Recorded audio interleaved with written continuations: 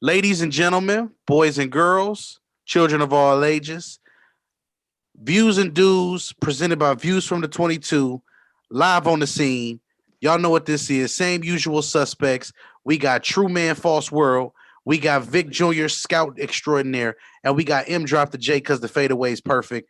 Y'all already know what this is, man. As I said, views and dues. Not much else needs to be explained. It's football Sunday. Happy football Sunday to everybody moving forward for the day. First and foremost, without any further words, what's up, y'all? MJ, good morning, sir. How are you? Man, good morning, man.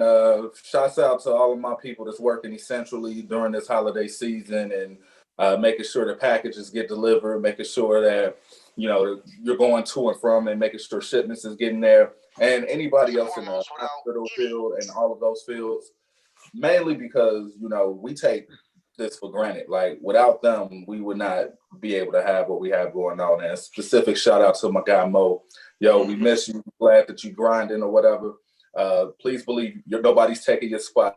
You're not Carson Wentz, and I'm not Jalen Hurts, so you will be welcomed back with open arms. And we're gonna get to it that way. Hey, man, look, Vic, go ahead and holler at the folks, man. We're gonna have to dedicate that song by Beyonce to Mo, irreplaceable. But no, I was gonna. Yeah, but that's not what the song is meaning, Vic. You can't be doing that. He's irreplaceable. She said, I can have another you in a minute. Yeah. Ouch. Now his song is I heard mother think that they made Mo. Mo say, okay, so hey, that's what I'm saying. Yeah, he's irreplaceable. Okay.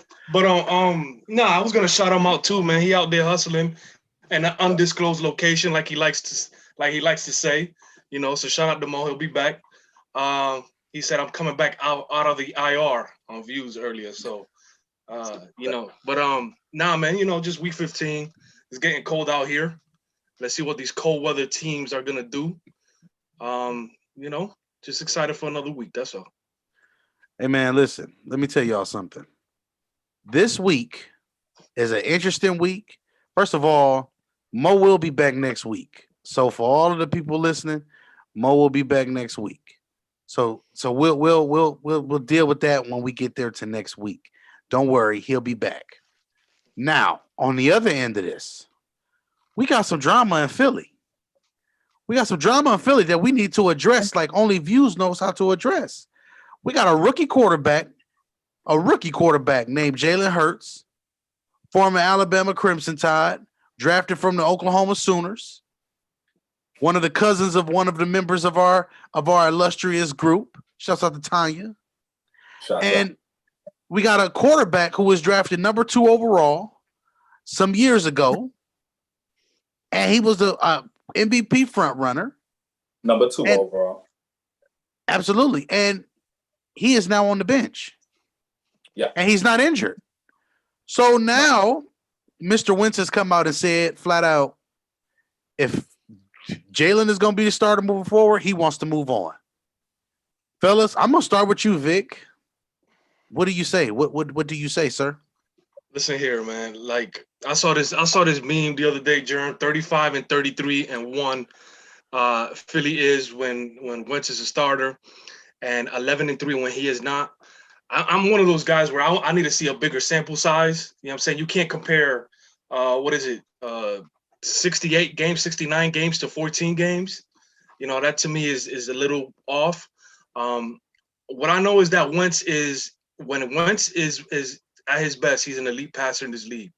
You know what I mean? He's got that type of potential. He showed it. You know what I mean? There's a lot of things going on in Philly that needs to change.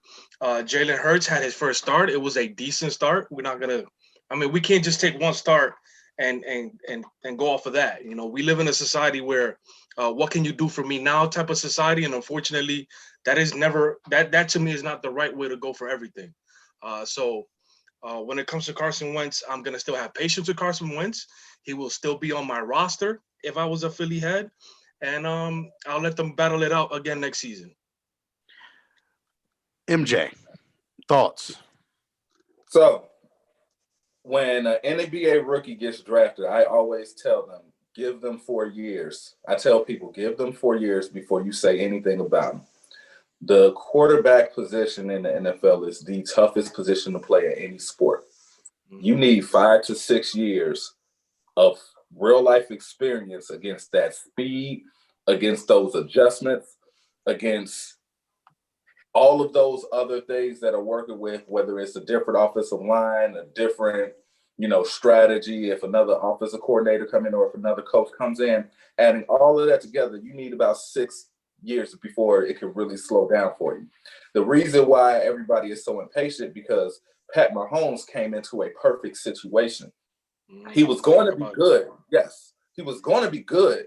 But Andy Reid has been coaching quarterbacks for 25 years successfully. The only thing that was the knock on Andy Reid is he never won the title, which, of course, that changed when he got Pat Mahomes, who in turn needed each other. Carson Wentz just ain't found his Andy Reid yet. And he doesn't have an offensive line. The reason why Jalen Hurts looks the way he looks is because he can buy time on his own because he's more athletic than Carson Wentz. And he's a solid quarterback, but please don't get it twisted. They don't have enough film on him yet to be able to take away the things that he likes and don't like. So let's not take this game and be like, oh my God, he's ready. Because we've seen this happen before the last 4 or 5 years. New quarterback A comes in, acts a fool for a year. Then they get good filmage on it. They take away all of the little small things that you need to do as a quarterback. They never work on those in the offseason, and now they get exposed. It happens every time. So let's just slow down with that. But if Carson Wentz want to leave, I think there's plenty of places that should take a flyer on him. Bears, first and foremost. Him with that defense, I think, could change a lot of things. Indianapolis Colts, Phillip Rivers can't play forever. Definitely should look at it as well. I mean, I'm gonna swing it back to you, Jerm, because I think I covered what I wanted to cover personally. Real quick, Jerm. Doug Peterson was supposed to be that Andy Reid for them with that one Super Bowl run, and then all of a sudden that has taken a cliff. It has gone down. So, I mean, if I'm the Philly head again, I'm choosing between the quarterback. If it's between the quarterback and the head coach, give me the quarterback. But we'll see what they do with that. So let's for perspective, let's add a couple of things in here. We beat a Saints team last week that Taysom Hill was the starting quarterback.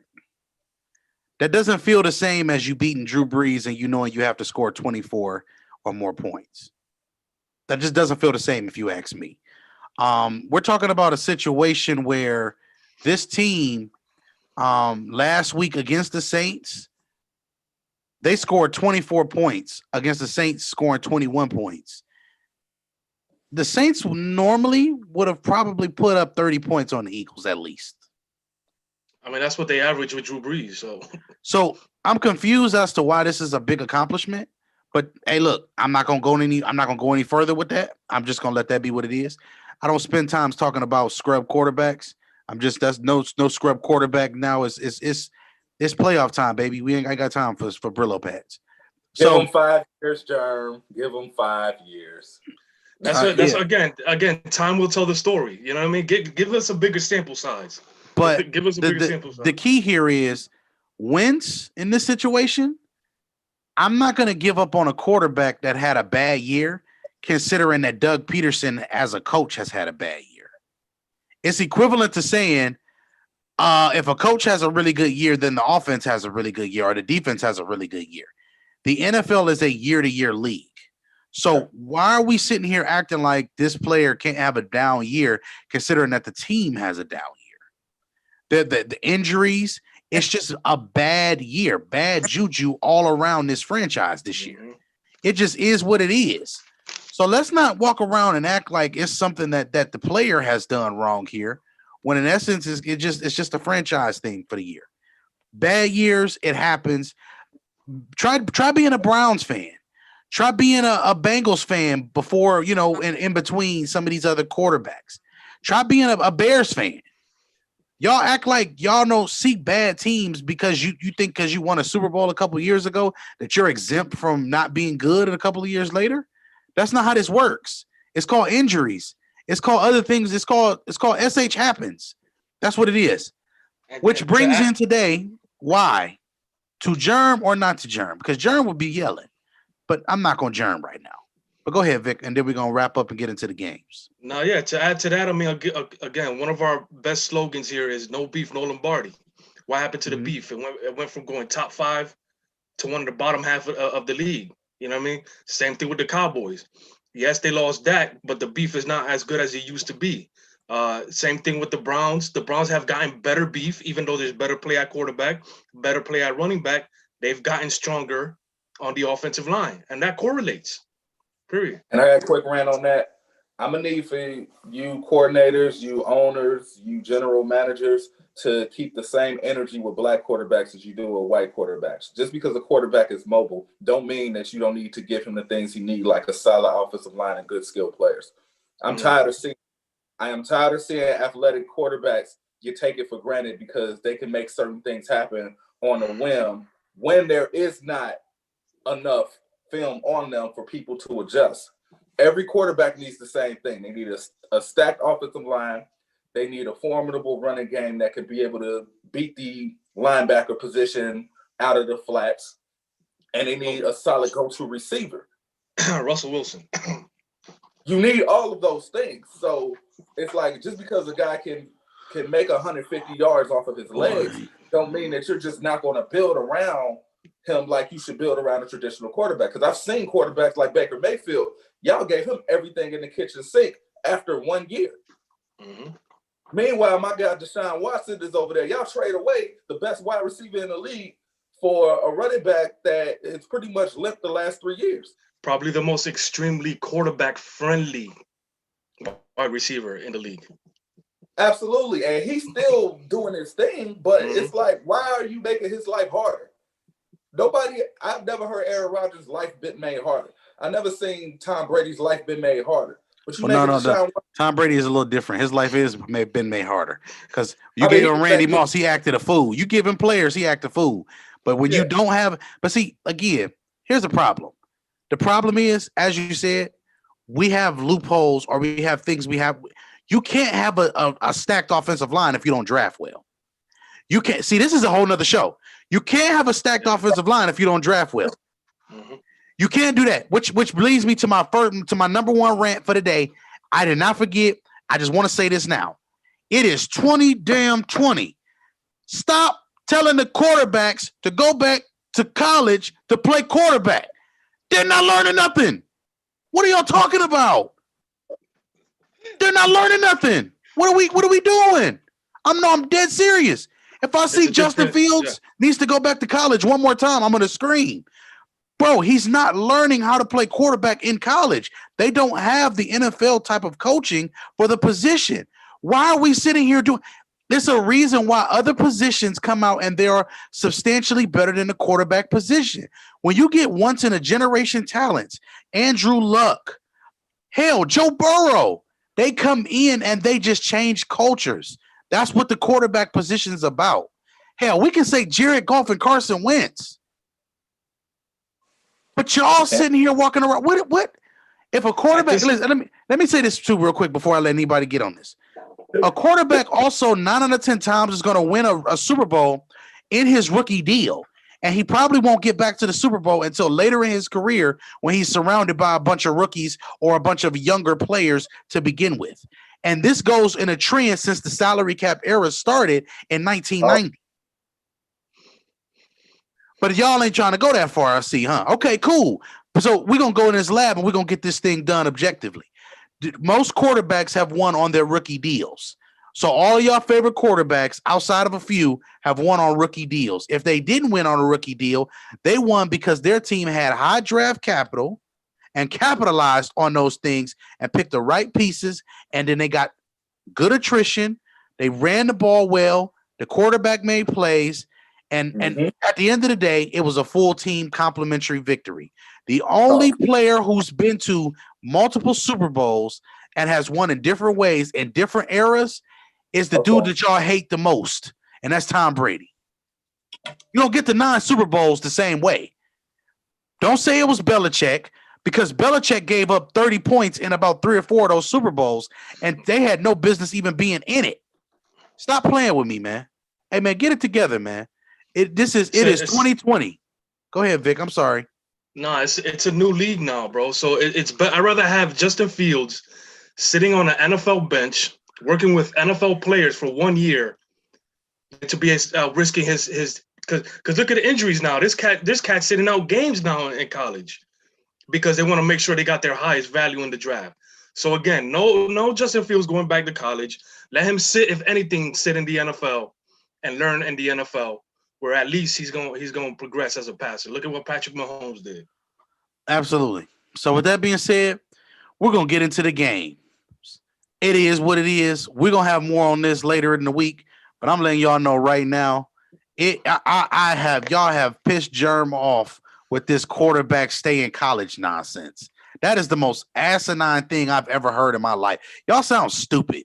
Y'all sound like y'all don't understand what it means to be a quarterback and a professional quarterback opposed to being a college quarterback. Hey man, stop. Y'all takes is on college. Y'all takes is on rookie. If you playing mad, your takes it be on rookie. Hey man, so first game of this week.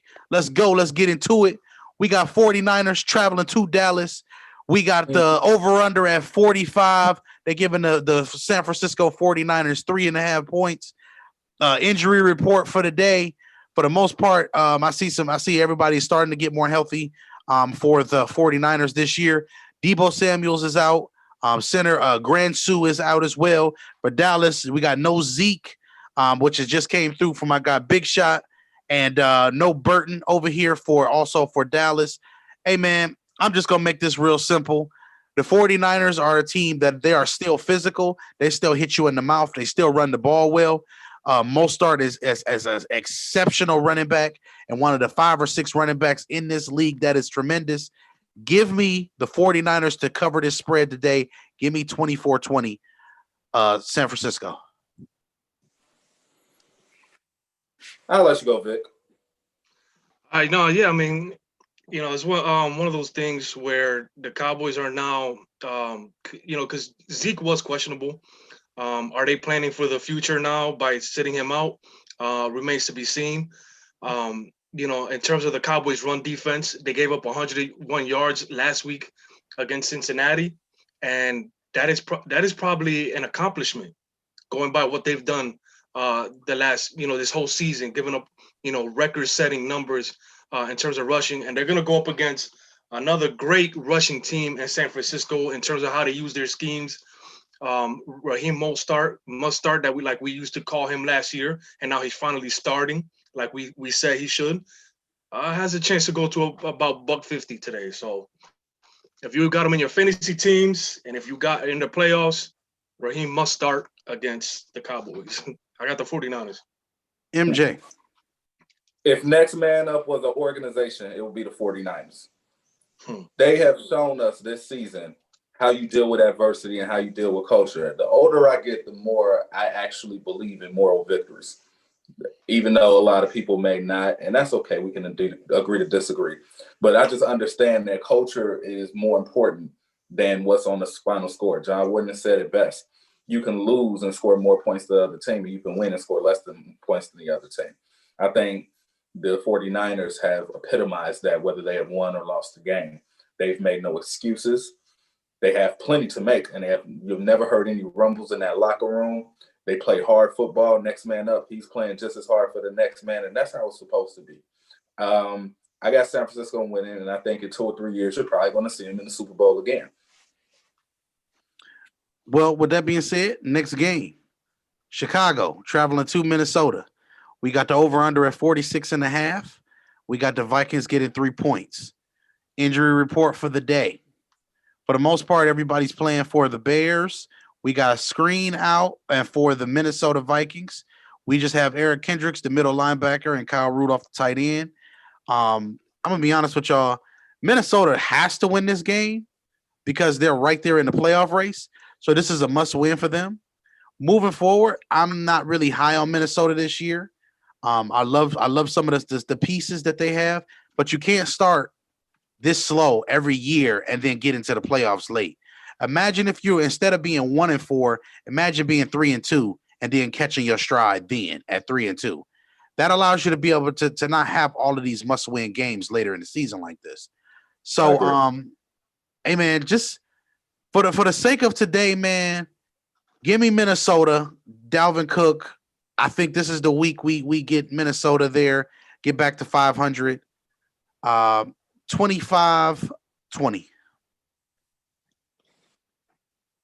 Go ahead, MJ. Or Go ahead, Vic. Go ahead. Go next. yeah, no. So I mean, pretty much the Vikings have kind of played their way out of playoff contention. That was a team that I was hoping a couple weeks ago would sneak in and cause a lot of noise in the playoffs, but unfortunately they lost some games. Dan Bailey practically lost them that game against Tampa Bay for the most part, missing 3 field goals. So, the Vikings are on the way down. I think that I'm picking the Bears today. I think the Bears have found a little bit better running, uh, some running lanes with David Montgomery in the offensive line. So, I think it would be a good running game today. I think between Dalvin Cook and David Montgomery, but give me the Bears in this one. I just think that the Vikings are on the way down. MJ? I would like to agree with Vic on that one as far as David Montgomery starting to step it up. It is December, which means December football is colder. You got to rely on the running game a lot more. Got to rely on your defense more. The Bears are built for that. Meanwhile, with the Vikings, they have everything that you would like on paper. I would love to play with them on Madden. I think I could kill a lot of people with them. But Madden don't translate to NFL Ws. And the one thing that I can't say about the Bears is they will punch you in the mouth. And if you don't punch back, you won't win. I don't think Minnesota punches back. I think they are a 500 team in which they need to learn how to get more physical before they can even be considered as a contender. With that, as far as the Bears go, once again, Mitch Trubisky got about 2 more years before we can say who he is, even though film says who he is already. But hopefully he can be able to, get in the lab, get a quarterback whisperer in his ear and get him right. I doubt it, but for this game and this game alone, I'm going to say that the Bears will win. I think their defense is just going to be too much for Kirk Cousins. Next game on the docket, we got Tampa Bay traveling to the dirty, dirty South, going to Atlanta. The over-under is at 49. They're giving Tampa Bay 6.5 on the road. The major injuries for the Falcons today is there's no Dequez Denard, no Ricardo Allen, no Mario Davison, and no Julio Jones. Most importantly for the Tampa Bay Buccaneers, we have Leonard Fournette starting today at tailback to go along with no Ronald Jones, and left tackle Donovan Smith will be out, which me and Vic, we need to see some more tackles anyway because he's not been playing very well and to my standard anyway. With that being said, I'm just going to keep this real simple. This is a you better game if you ask me. Tampa, you better not lose to the Falcons, especially after Matt Ryan last week, who should have been donkey of the week in the group, as y'all say. He threw 2 picks in 4 minutes to close out a game. Shouts out to Deion Reed, too, for that, man. We appreciate you, fam. But give me, I can never pick Matt Ryan against any team that has any type of quality. Give me the Buccaneers. Give me the Buccaneers by 10, 31-21. I don't want to see it be real close.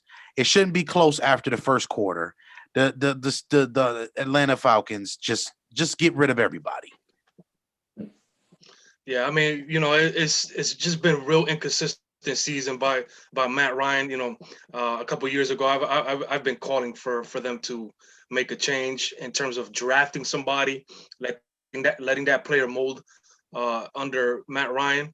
Hopefully, they can learn something out of him because I think to a certain extent he is a good quarterback. But again, he's just been very inconsistent this season. His QBR is up and down. There's some games over 100, some games under 70, under 80. Just a very inconsistent player. So like Jerm said, the Buccaneers should be able to take care of this game. Everybody's healthy except the left tackle. The Falcons defense has been good, but the Bucs should be able to still win this game convincingly. So I got the Bucs. MJ. Y'all know I'm the metaphor king, so here's the metaphor I got for Tampa Bay. Tampa Bay is a high school track relay team with 2 Division I signees as their third and anchor leg. Problem is, the first guy started off late, And when he tried to pass the baton to the second guy, he dropped it. So right now, this is the third leg. So we're pretty much asking these D1 guys to be able to make up for the ground that was missed by the first two guys. And the question will be, are they good enough to do it? I think they're about to hit their stride. They have a very favorable schedule going from now all the way up into the playoffs. I could see this team winning out and getting a lot of momentum going in and being hot.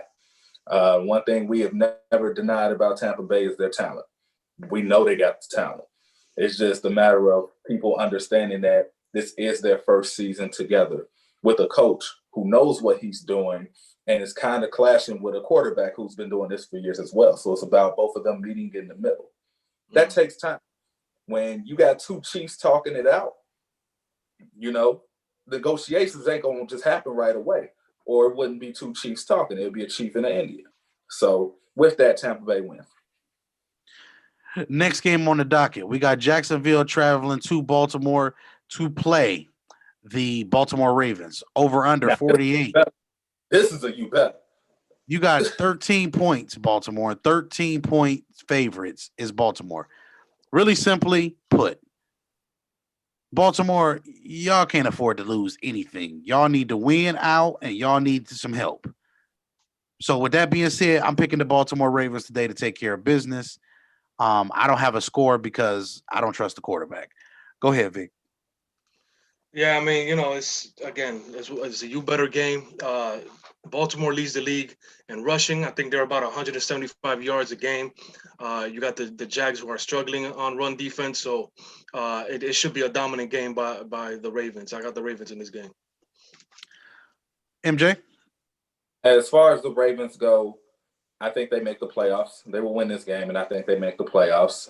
The biggest question is, can they keep the game at least close in the playoffs? Because we already know what the kryptonite of Lamar Jackson is. If you go down 2 touchdowns, you might as well pass the sticks. So their job defensively, keep field goals when Lamar's not cooking or when he's missing those receivers and they have to punt the ball. Keep them at field goals minimum. Do not give up touchdowns, and you might have a chance to steal it despite, not having, the most accurate quarterback who could throw in the pocket. Next game, Detroit travels to Tennessee.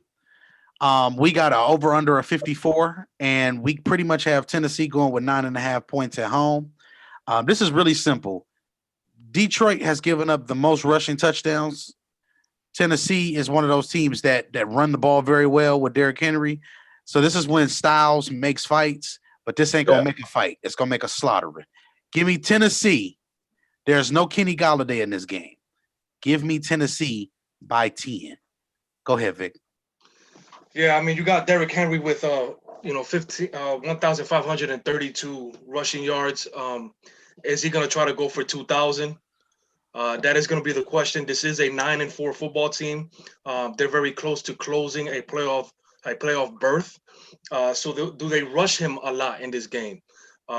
He has a chance again against a very bad Detroit run defense. He can get 150 in the first, 3 quarters and maybe sit him out. So again, Titans, just keep him healthy. But let's also see him go for 2,000. Maybe that's asking for a lot, but I want to see the Titans take care of this game convincingly as well. Next game, so MJ, go ahead. I'm sorry. You might as well say that, and because we know Tennessee is winning. At this point, I'm talking about playoff contentions. And as far as Tennessee goes, Tennessee and Indianapolis, they are still fighting strong to see who's going to end up clinching that division. So that's the only reason why I think this game has any significance. I think Tennessee makes a statement, runs the ball heavy, actually plays the play action more than what we're going to expect.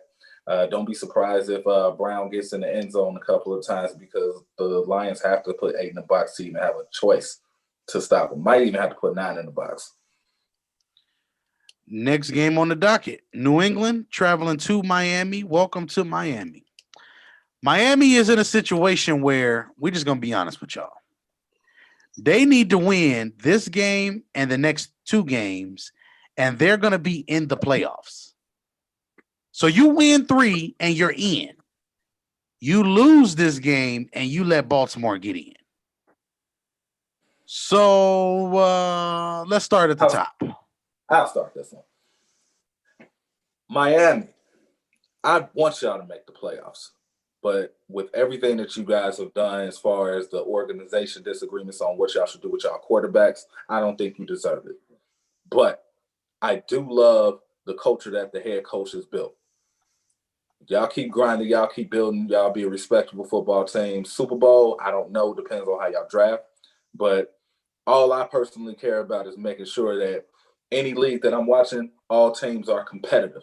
That's all I can ask for. And you guys play football for 60 minutes, y'all hit, y'all run fast, y'all play all three levels, which is special teams, defense, and offense.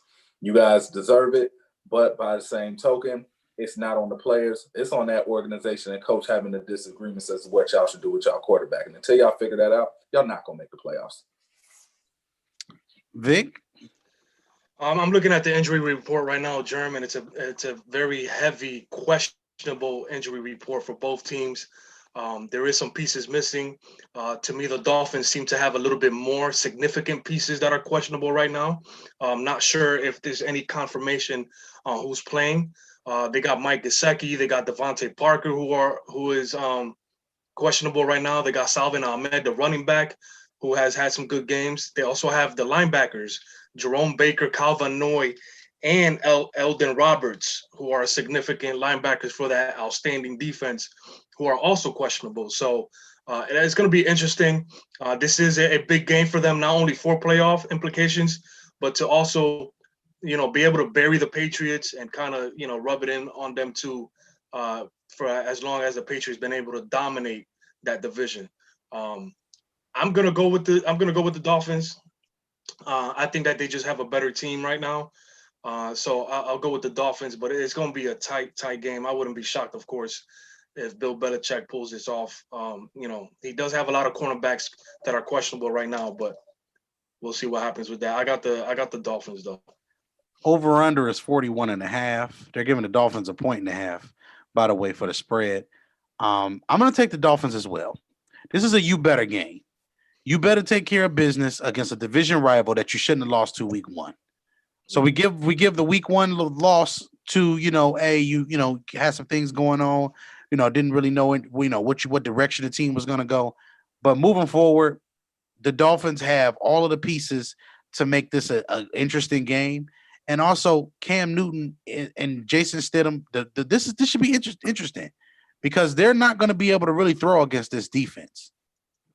So that's going to be the other key here. Can we stop the run enough to be able to make them have to pass the ball? So give me Miami today. Next game here on the docket, we got Seattle, and they're playing the FC Washington. Over under is 44. They're giving Seattle 6 points.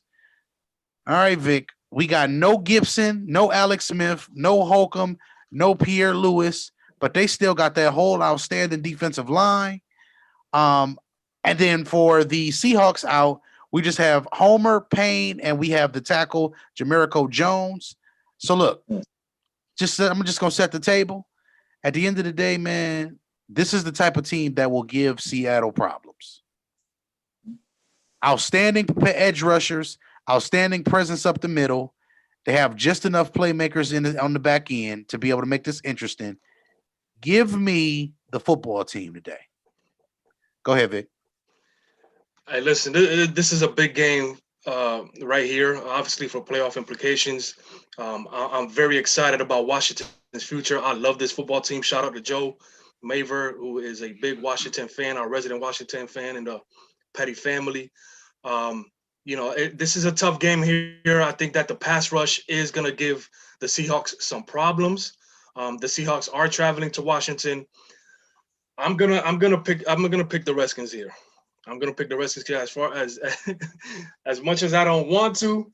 I think that defensive line, again, third in the league in sacks. I mean, you would think that they're first by a mile, but they started off slow. The Seahawks offensive line started off very well and have been inconsistent lately. So I think that's not a good combination for the Seahawks right now. But hopefully they block for Russ and we'll see what happens. But right now I got the Redskins to win this game. MJ. Washington should change their name to the Washington Catholics because clearly, the second y'all got rid of that racist ass name, y'all started winning. So y'all should just go ahead and be the Catholics. Why not? Because y'all gonna need God on y'all side from here on out. But what I will say is with Washington, they're a hungry football team. They're poised to make the playoffs this season, which is dope. I think they're more desperate than Seattle right now, and that's going to be the difference. I think Russell Westbrook right now is on cruise control. He knows what his team is. He knows exactly what he has to do. His defense knows that they have to be an opportunistic football, bend don't break team on that end because all we have to do is keep it close for us, and we trust him to take us home. So with that blueprint, they can beat anybody in the playoffs. But as of right now, I don't see themselves trying to strain themselves to beat a team that they have nothing to gain from if they beat them. If anything, they could possibly get some game film on them if they happen to see each other in the playoffs, but that's about it. So I got Washington as well. All right, next game on the docket. Houston traveling to Indianapolis. Over under is 51. 7.5 points given to Indy at home. Nobody of note is really injured in this game. Everything is questionable for the most part. It looks like everybody's a go. Two key facts right here for this game. Number one, this is the team that Deshaun Watson struggles against the most in this division. This is the team that gives him the most issues. However, this is also the team that also will stop the run. And this is also a team that does give every team in the NFL this year issues when it comes down to getting into running the ball. But Houston doesn't run the ball. So this should be really interesting. Clash of the Titans, as we're going to say here. Give me Indianapolis today simply because on the back end, I think they have the pieces to contain the offense, and that's what it is. And Vic, I'm going to slide it over to you. I mean, ultimately, bro, you know, the Colts have a good defense. Right now, you know, the Texans have given up 40 sacks this season on that offensive line yet again. You know, like MJ alluded to earlier, let's get Watson some protection, man. I mean, at this stage, it's like, why even play him so many snaps? Because any little thing could happen, and I hate to say it, but any little thing could happen to this quarterback, who I think is outstanding. German, I love them coming out of the draft, so. I mean, protect this kid or sign. The Colts should be able to win this game convincingly. That defense should be able to. I mean, they had 5 sacks against the Texans last time they played, so it should be almost a repeat. I got the Colts in this game. MJ? Metaphor King again. So when I see Deshaun Watson, he reminds me of the kids that I train. Because the kids that I train, we train to be able to be ready for every situation possible. We train to be able to be put in a situation in which you understand you're going into this unfair and it's not going to be a considerate position for you. You're going to have to pretty much be Jesus on earth just to keep this game close. And then people are still going to say, yeah, but that's just the hand that you're dealt. And Deshaun Watson's been dealt this hand since he pretty much got into the league. So I'm personally rooting for him. So I'm going to choose the Texans on this only for this reason and this reason only. I think Deshaun Watson is good enough to be able to buy time on this Indianapolis Colts team. I also think that he is good enough to extend plays and make a lot of tight window throws. And quite frankly, I think the Indianapolis Colts is going to be exposed because every year in the playoffs, when they go in, they end up losing because of that blasted cover 2. At some point, you're going to have to man up. You can't just sit back there. You're going to have to man up at some point. I love the cover 2 as a counter, but the cover 2 to me is no different than Syracuse playing 2-3 zone with athletes. It's like you're giving the other team an opportunity to beat you because the one thing that you're great at, you're taking it away by just sitting in the zone. All right. So next game on the docket, we got Philly traveling to Glendale, Arizona for the Cardinals. We got 49.5 as the over-under. 6.5 points are being given to the Cardinals. I'm going to make this simple. Give me the Cardinals. Go ahead, Vic. I mean, real quick, you got a situation here where you got 2 of the last Oklahoma quarterbacks, Kyler Murray and, you know, Hurts here, Jalen Hurts. So it's going to be interesting. There's going to be a lot of running in this game. Even though Kyler is a better passer, he does have his issues sometimes with the passing game. So I expect both of these quarterbacks to have over 60 yards rushing. And we'll see what happens in terms of the final score. But I think that the Cardinals should be able to handle this game, should be able to win this game if they want to, at least get a shot at the playoffs. I got the Cardinals. MJ? Here's my one question that's going on in that Philadelphia locker room. How is Carson Wentz's attitude? Because we always talk about him as a quarterback and being able to make plays. Is he a likable guy in that locker room? I don't know. Is he a me first guy in that locker room? I don't know. But what I do know is last week, that team rallied around Jalen Hurts. And their defense played the way they played to win the Super Bowl around Jalen Hurts.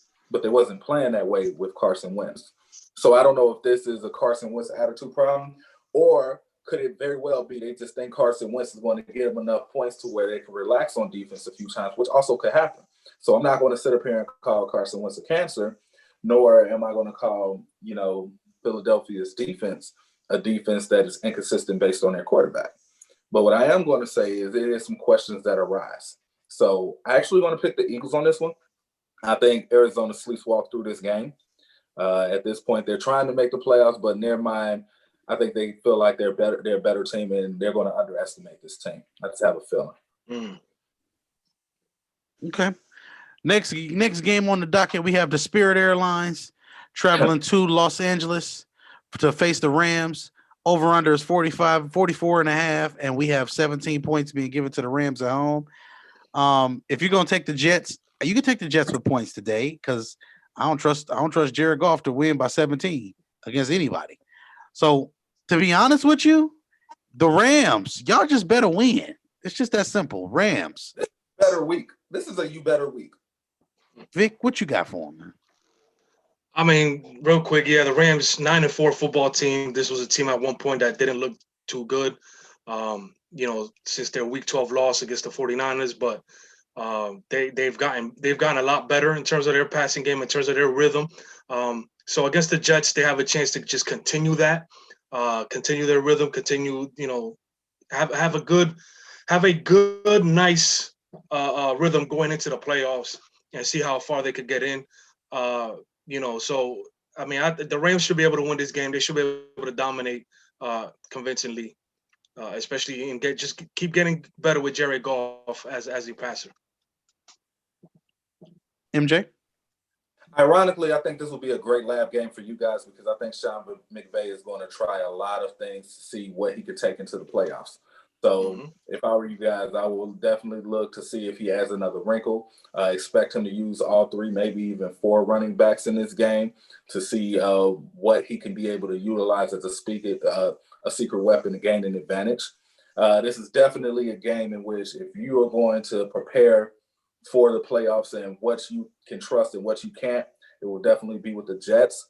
Hence the reason why I wouldn't take the points on this, because they're not going to lose, but I don't think they're going to look to hang 35 on their head. I mean, during this week, everybody is about trying to get attrition. They're about trying to get continuity, and it's about going into this playoffs knowing who I can trust and who I can't. This will be a game in which Sean McVay tries some things to see who we can trust and who we can't. Give me the Rams, but it's not going to be what you guys think. Next game on the docket, game of the week. We have the Kansas City Chiefs traveling to New Orleans to face the Saints. Over-under is 53 and a half. They're giving the Chiefs 3 points. To be honest, no, there is no Michael Thomas in this game. There will be no Malcolm Brown in this game.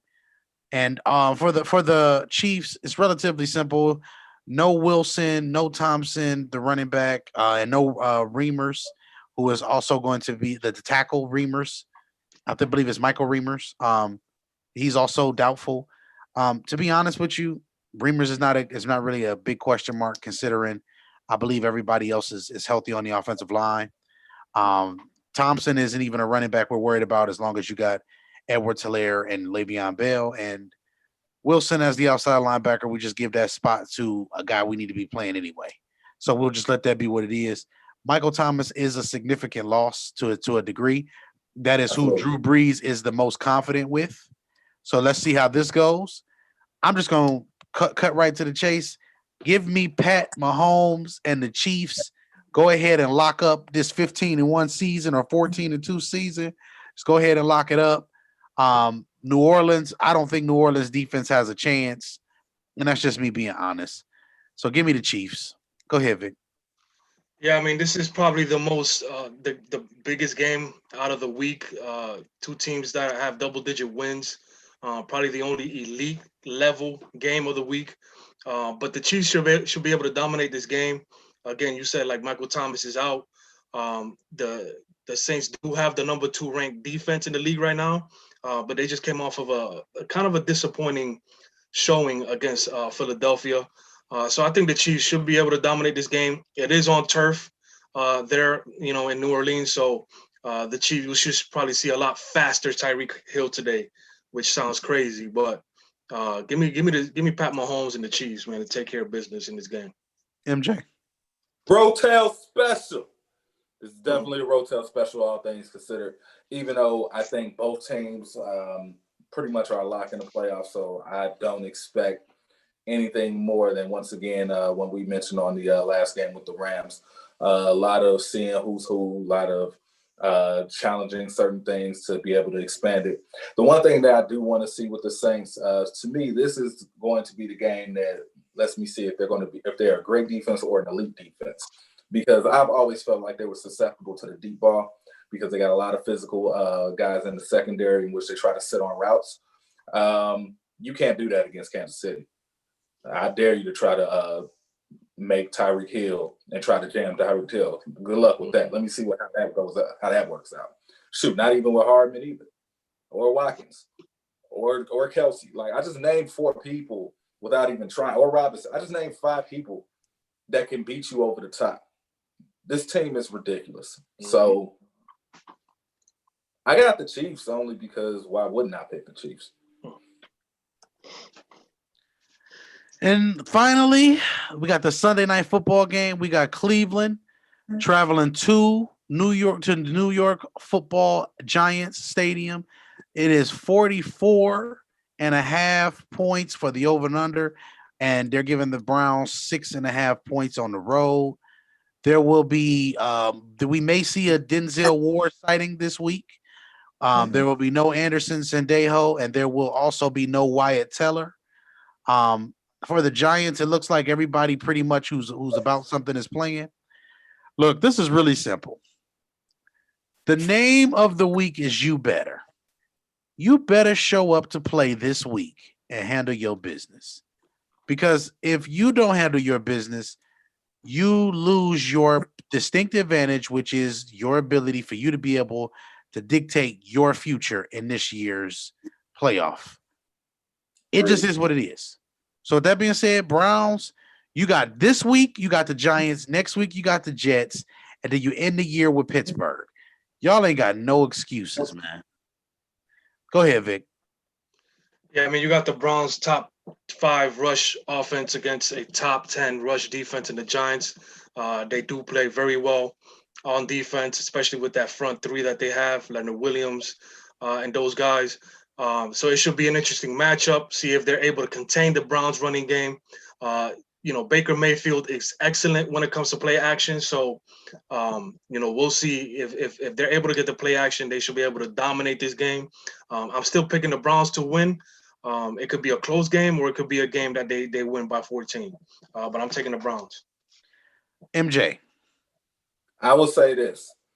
Great teams come off of a heartbreaking loss the following week usually handle their business against a team that does not belong on the field with them.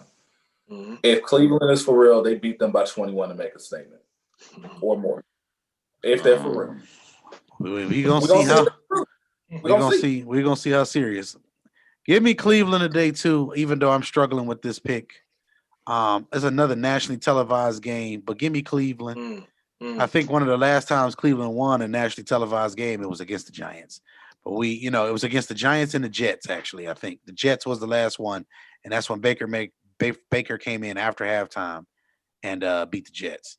So I don't remember the last time the Browns won a game in national televised game at that, and it meant something.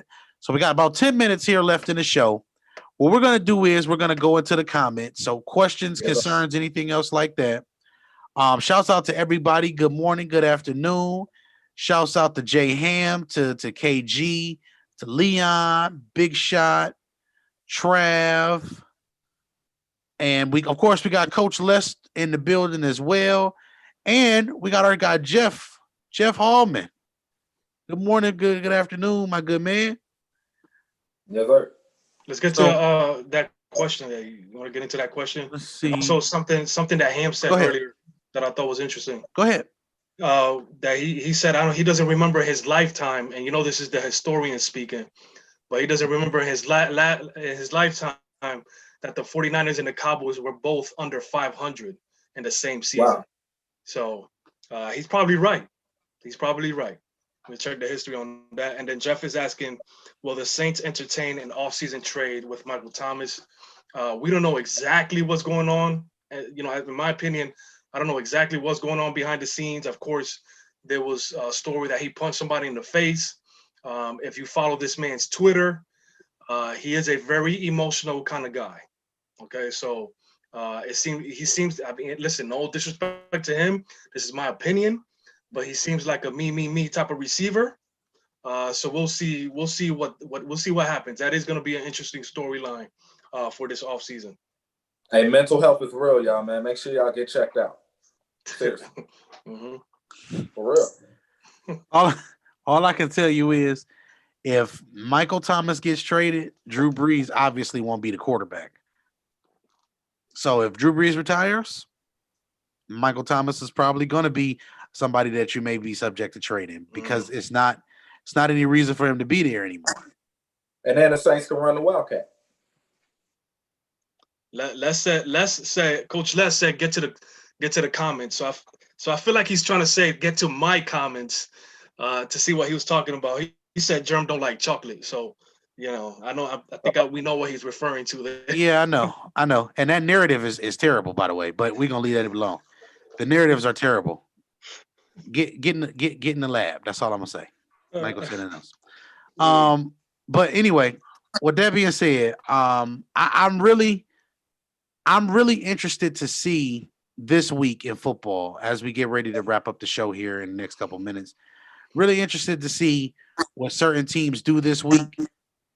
I'm really interested to see how the Tampa Bay Buccaneers come out this week. Like I said, this is a big game for them as well. You got to come out and you got to perform this week. You cannot allow yourself to lose to the Falcons and Matt Ryan. Just that simple. Also with Tampa Bay, man, y'all got to stop missing these throws, man.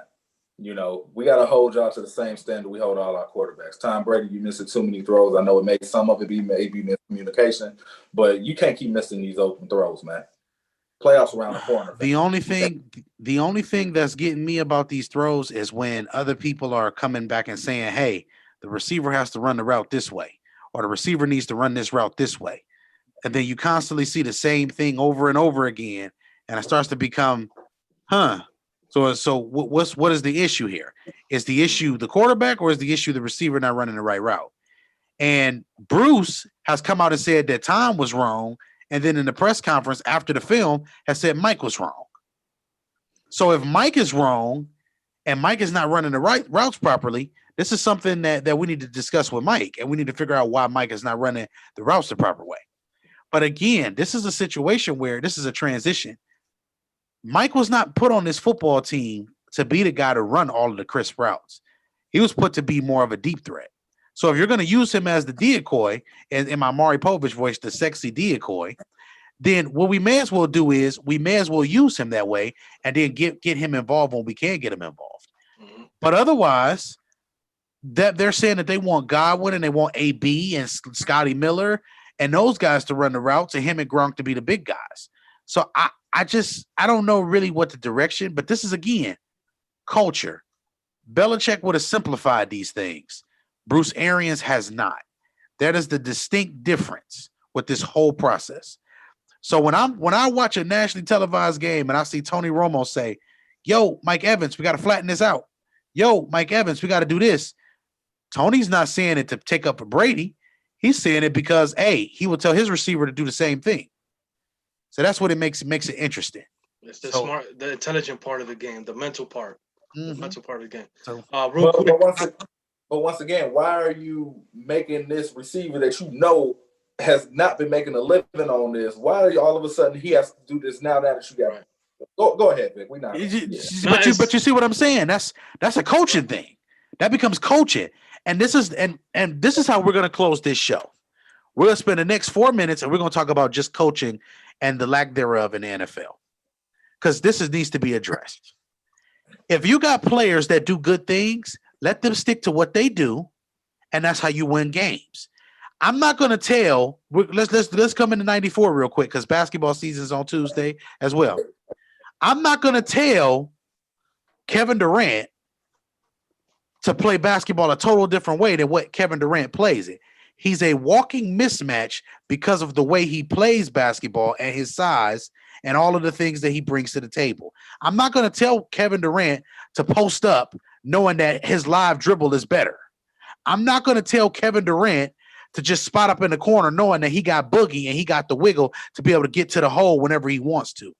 I'm not going to tell Kevin Durant what to do on the offensive end of the court outside of knowing that he does these things well.